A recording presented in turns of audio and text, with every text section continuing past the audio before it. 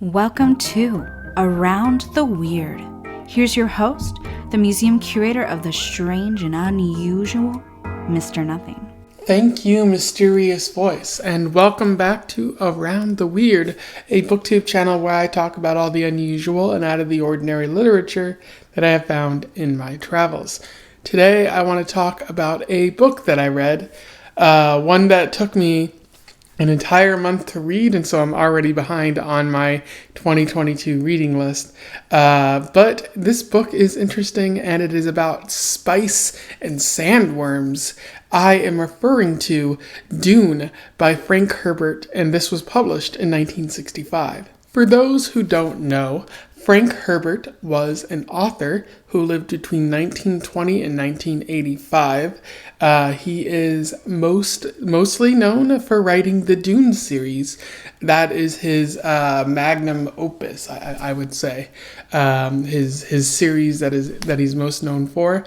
Much like how Tolkien is known for Lord of the Rings, mainly that, but also The Hobbit and some other stories like the Silmarillion. But Frank Herbert is known for writing this. He's also written countless other science fiction stories, either standalone or stories that are in a series. He published this in 1965, and something that I found funny was that a lot of editors were like, I don't really understand this story, and I'm gonna probably regret passing on it, but I have to pass. So it did take him a little bit to get this story published. But he quickly did, and it had some success, but that success wasn't met until the sequels came out, Dune Messiah and Children of Dune, which people recognized as having a great connection to the environmental movement at the time, which I didn't initially see, but now I can understand. He published a couple other stories in the series. Some people have said it was unfinished, and his son went on to finish it. That's Frank Herbert. Didn't know too much about him before reading the series, and now I want to learn a lot more about him because what goes into the mind of a person who writes a story like this. Something that I found interesting was that he spent a lot of time in the Middle East, apparently, and it shows up in this series as it's very... he borrows a lot from Middle Eastern themes and ideologies and stuff like that. So yeah, that's interesting. And without further ado, let's talk about Dune. I will do a summary. It may not be a good summary because the story can be confusing. And I might also not talk about certain plot points. Read it on your own if you want to find out about that. But here's my version of the summary. And then I'll do an analysis and we will move on from there. So Dune focuses on Paul Leto. He is the son of a duke living on Caladan, and he might be the Kwisatz Haderach, which is a messiah figure, according to the Bene Gesserit Society, which is a society of mystical women who are trying to guide humanity in the proper direction by creating a genetic hero of some sort. Most people don't know what they're trying to do, but Paul's mother does because she comes from that society. And essentially at the start of the story, they're testing him. He has great intelligence. He might be a mentat, which means that he can see the future using logic or something like that. The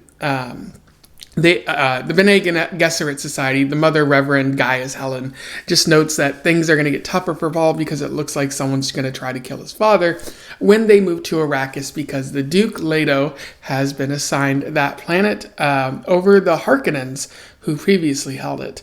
Everyone just knows that the Harkonnens are going to try to kill Duke Leto because the planet of spice is worth a lot of money. And as that is happening, of course, Baron Vladimir Harkonnen, the leader of the House of Harkonnen, is indeed plotting to kill Duke Leto. But what Duke Leto doesn't know is that the Emperor is in on this too, and the Baron is really doing all of this so that he can provide a better life, a better opportunity to rule for his nephew, Fade Rautha, I believe his name is. Once the Letos arrive on Arrakis, Leto gets incredibly more worried as he senses the trap coming in all around him. And at the same time, the natives on Arrakis, the freemen as they're called, they also view Paul and his mother as important. Paul is seen to them as a potential Lisan al-Gaib, which is their sort of messiah figure in their religion. There goes to be some mistrust in the Atreides household, as the Duke's closest men view Jessica as the one who will betray the Duke, although Jessica asserts that she is not, in fact, going to betray the Duke, and the Duke doesn't really actually mistrust her. He's just trying to figure out who is the one that will betray him. But that's what the Baron wants. He wants that doubt to sow in and to fully destroy Duke Leto. And it turns out that the one who will betray him is actually Dr. Yue, a doctor who's also a guard for the Emperor, and who the Baron had to work around his mental conditioning in order to make that happen. But Dr. Yue also is trying to kill the Baron for how he went about trying to get around his conditioning. And so Dr. Yue betrays the Duke, but he also gives the Duke a tooth sort of thing that also serves as poison, and the Duke bites into that poison and dies, but he also kills the Baron's mentat, which is again something like Paul, like a person who can see all possible lines of the future. And because the Duke's house has kind of fell, Paul and his mother have to go to the desert now to avoid being captured and killed by the Baron's men and the Sardaukar, who, if I'm pronouncing that correctly, who are the sort of Emperor's guard, like very powerful guard, who are on Arrakis and trying to, help the Baron with his plan. Despite holding up with the planet's environmentalists, Leet Keen and Duncan Idaho, Paul and Jessica are again found by the Emperor and the Baron's men, and they're chased into the desert, where they pretty much fly into a large storm that everyone assumes kills them, but they actually survive as a result of. And after the Baron believes them to be dead, he begins plotting against the Emperor, because eventually he wants one of his descendants on the throne, because he has a vision for how the world should, or the galaxy, whatever, this empire should be led. Paul and his mother make their way through the desert, avoiding sandworms and whatnot. And they eventually encounter a freeman tribe that tries to kill them at first, but accepts them, although Paul ends up fighting with one of the freemen, and his incredible prowess amazes the freemen again, and they welcome into the tribe, where he goes by the name Usul, or he changes his name also to Paul Muad Dib, who is a figure of legends again. He also runs into Chani, who quickly becomes a companion, and they eventually have a child as the story flashes forward over 2 years. Paul, at this point, can see into the future. He might not have much ability to control that future, but he can see it, and he sees paths that lead to either peace or jihad, as he calls it, where his descendants will carry his banner into the future, destroying everything in sight, becoming a warrior tribe in the process. So again, 2 years pass and the Baron is still plotting against the Emperor, but he's too stupid to see that other people are plotting against him, trying to make sure that their people get on the throne too. Paul's mother, Jessica, got pregnant before the Duke had died, but because she underwent a water of life experiment that turned her into a reverend mother, basically one of the powerful B'nai Gesserit, her pregnancy was changed, and the child that was born, Aaliyah, became sort of a mystical child, much like Paul, who acts far older than she appears to be and scares everyone around her. Paul eventually becomes a full member of the tribe after riding a sandworm in a chapter that is pretty cool. Everyone expects him to challenge Stilgar, the Freeman tribe's actual leader, but Paul decides that he's not going to do that because that would only lead to the terrible jihad that he has seen in the future. And he also doesn't want to get rid of Stilgar, who is a very powerful and trustworthy person. And so Paul essentially tells the other freemen that we're going to not do things the way they've done before, and Stilgar is going to help him take over Arrakis, which everyone seemingly accepts, as Paul's eventual goal is to take over the throne, and Stilgar can have Arrakis. So at this point, Paul sees that the Empire is basically over Arrakis right now, because over these 2 years, Paul has grown to control much of Arrakis, and they want to know who the Muad'Dib is, as they don't know, and they believe Paul to be dead. The Empire invades Arrakis, but Paul sets up a trap, in which case he uses an atomic bomb, and he manages to succeed against the Emperor. And in a final sort of scene, Paul challenges the Emperor and tells him that the throne belongs to him now, and he's going to marry Princess Irulan, one of the Emperor's daughters, and he's going to use that as his claim to the throne, while keeping Chani around as a concubine and his actual wife, which is a bit weird in my opinion. The Emperor is upset about this, but has no way to challenge it. But Paul also sees Fade Routha, the only Harkonnen in the Emperor's entourage, and decides to challenge him to the throne because he's still upset about his father being killed.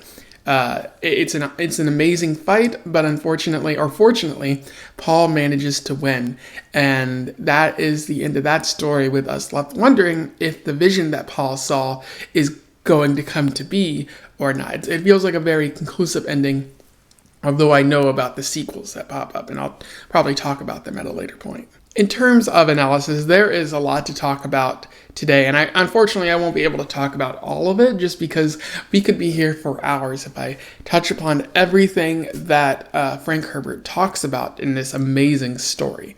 But one thing that I do want to talk about is the idea of destiny and the Messiah.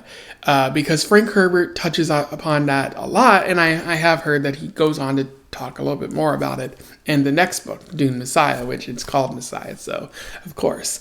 But it's interesting that Frank talks about this, because it's obvious that Paul is the Kwisatz Haderach.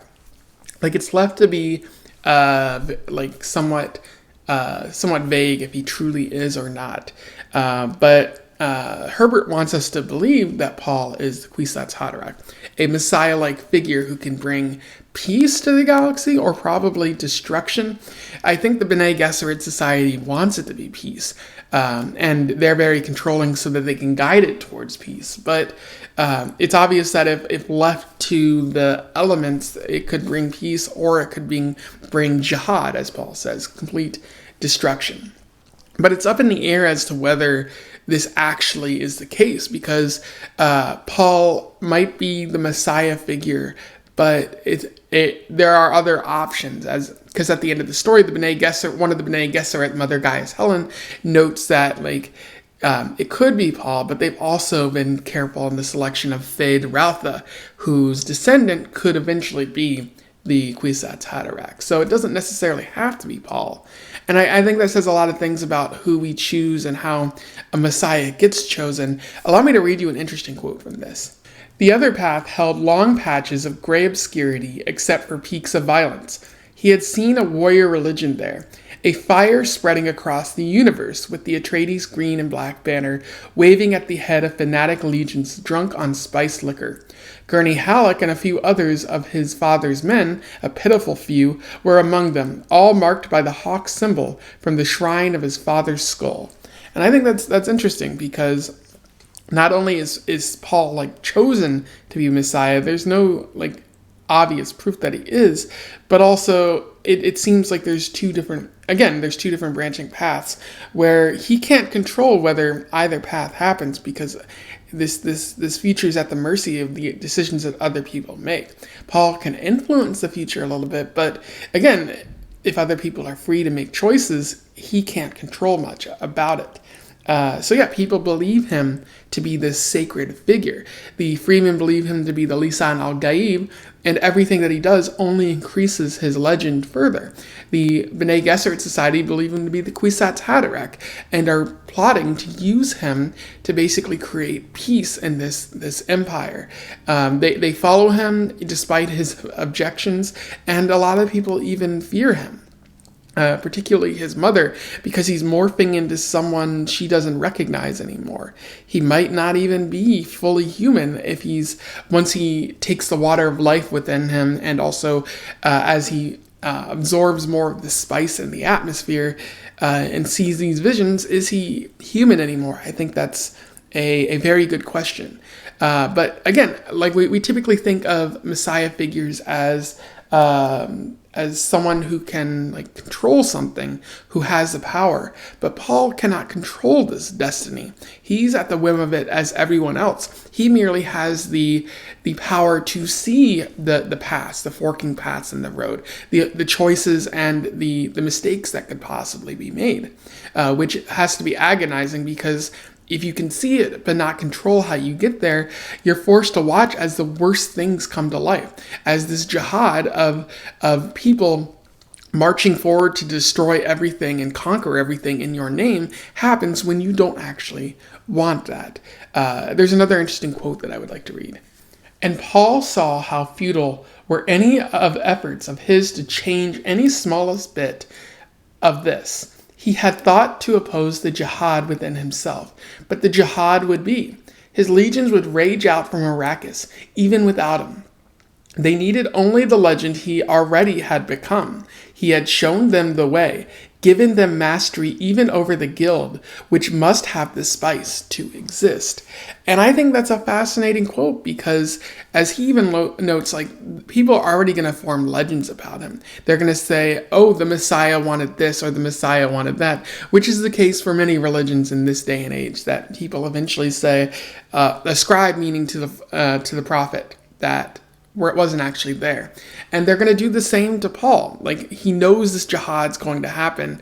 And eventually he decides the only way he can potentially stop it is by becoming the emperor himself. Now, is that going to happen?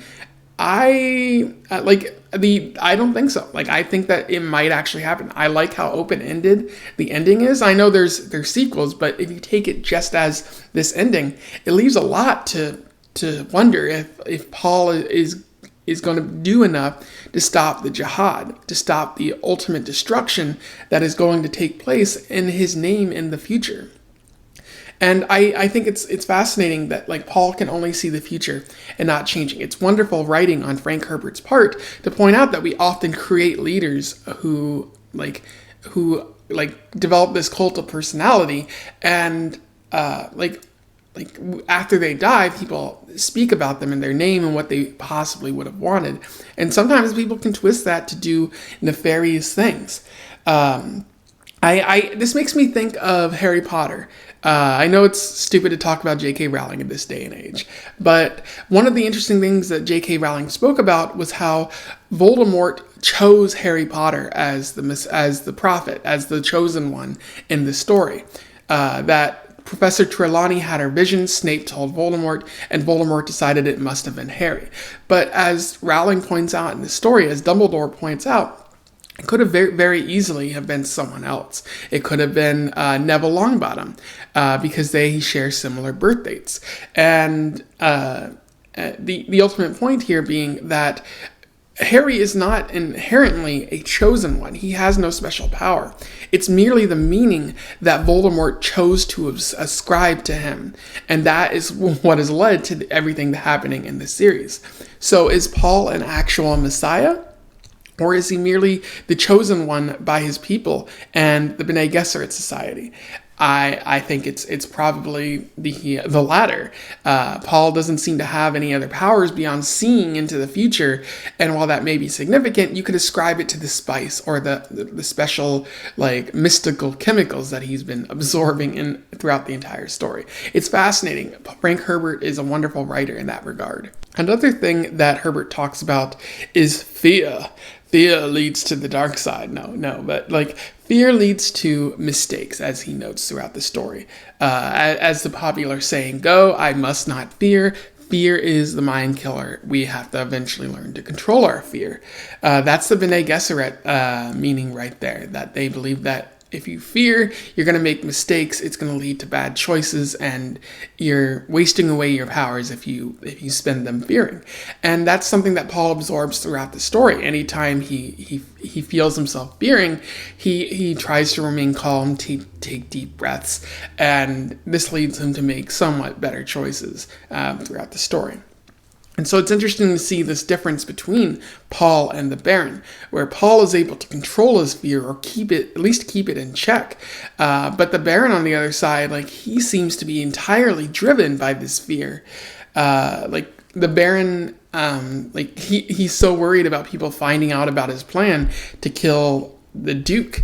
And then he becomes even more worried when people try to find, are attempting to find out about how he wants to kill, or not kill, but get rid of the emperor so that he could be, or one of his descendants could be the emperor.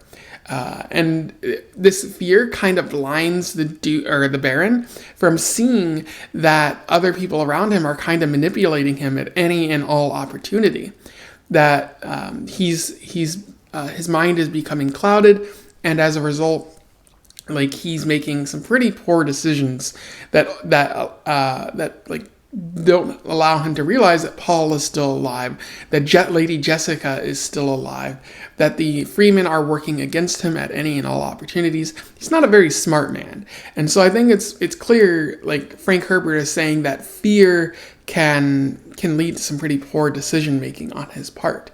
But I think that fear can also be healthy, and I don't think Frank Herbert gets at that enough. That fear lets us know when there's danger, and no matter how calm you might be, the danger might be really large, and you should, give into that fear and flee or something like that. And I don't think Frank Herbert considers that, because, like, it's okay for Paul to be scared in this situation because he's on a planet where a lot of people want him dead and where he could succumb to the elements. And yeah, no matter how calm you remain, that's still going to be true, and you should hold a healthy amount of fear. But I don't think Frank Herbert gets at that. It's not enough to ruin the story, but I do think that's something that should possibly be considered a bit more. There are other elements of this story that I think are pretty wonderful, and you could spend hours talking about in a review like this. I do think the writing is pretty great, especially as it pertains to the build-up and the descriptions of the environment. I think Frank Herbert is very good at waxing poetic. And again, as I noted, the build-up is pretty great. Like, each thing that Frank Herbert builds up to, he's really good at ratcheting up the tension, ratcheting up the suspension of what's going to happen. This happens when Paul rides the sandworm, when Paul rides into the great storm in order to get away from the Baron's men, when Paul launches his final strike against the Emperor at the end of the story. The build up to every one of these things is beautiful. The only issue is that Frank Herbert does gloss over some of these elements once he arrives at them. Like Paul riding into the storm, once he gets into the storm, it's over like that. Once the fight starts between the Emperor and the freemen at the end of the story, it's over pretty quickly. So Frank Herbert is really good at building things up, but focusing on and staying in these really cool moments, he just glosses over them, and I feel like that's a weaker point of this story. I also think that the deep world building is pretty good in this story. I really got the sense that I was on Arrakis, and that I was part of this extensive world. Frank Herbert does a really good job of making it immersive. It reminded me a lot of Moby Dick, where Frank Herbert, or not Frank Herbert, but Moby Dick writes about whale biology, several chapters about whale biology and the ocean and whaling and all sorts of things like that. And a lot of people at the time wrote that it was kind of one of the reasons why the book wasn't very good. And so that's why Moby Dick was never really appreciated in Herman Melville's time. And I actually, like, as my friend Lucas over at the Bits of Lit, and I've come to believe, like, those chapters are very agonizing, but they get you in the mindset of a person like Ahab, who only cares about whaling, sailing the seas, and hunting this white whale. And I feel like that's exactly what Frank Herbert is doing too. So many chapters, so much talk about spice and the desert, and it really gets you in the mind of a freeman, of someone like Paul who's stuck in the desert, who's only thinking about the spice, who's only thinking about the future. And I think it really adds to the story. Like, it does make it kind of overbearing at times. Like, it's a very dense story. But I think Frank Herbert makes it work with his unique writing, that gets you in that mindset of someone who's hunting for this spice. Now, again, the dialogue is also wonky at times, where characters often repeat things several times in a very annoying way, and sometimes characters speak in a way in which no one actually ever speaks, and that can be very, very difficult to get through. So that's a point against Frank Herbert. And again, it is very dense. Like, the first 100 pages are so enmeshed in, like, world building that to get through them is a struggle, because like, there's so much to absorb and learn and try to power through, and that can be very uninviting to people who maybe haven't read as much science fiction before, or who want to learn more about the world of Arrakis, because it takes a little bit to get to Arrakis. So that dense nature can be a bit of a struggle sometimes. I feel it's in contrast to Lord of the Rings, where Tolkien scattered the world building throughout the entire story and didn't just place it all at the beginning. And so it feels much more of a breeze to get through, except for that chapter about Tom Bombadil, which is annoying. But yeah, Frank Herbert, it kind of puts it at the beginning, which once you get through that, like, you're good. It's just everything else is a real struggle. And again, there's so many other things you can talk about. The Bene Gesserit Society, whether Paul's ascension to the throne at the end of the story is just him continuing this dangerous cycle of exploiting planets and this capitalist society. You could also talk about how the guild is actually in control of the society, and that this is the natural conclusion of capitalism, just perpetual war for eternity. You could talk about how Frank Herbert is a weeb for the Middle East, where he just cares so much about the Middle East that it's enmeshed throughout this entire story, where he uses themes and words. And I believe he even says that the Freemen are descendants of the Sunni. I don't know if he was just using that word for funsies, or if he actually knew what that word meant and was trying to incorporate it in his story to show that the Freemen were descendant of Middle Eastern tribes. I'm not actually really sure. That's something that only really Frank Herbert knows. Maybe you could ask his son or something like that. But again, there's so many other things to talk about in this story, because Frank Herbert is just, I want to say he's a genius. Like, he wrote a very complex story with multiple themes, but one of the most prevalent themes, that of destiny and the Messiah, calls into question everything we think about destiny, everything we think of the Messiah, how the Messiah figure can often bring destruction too, as well as hope.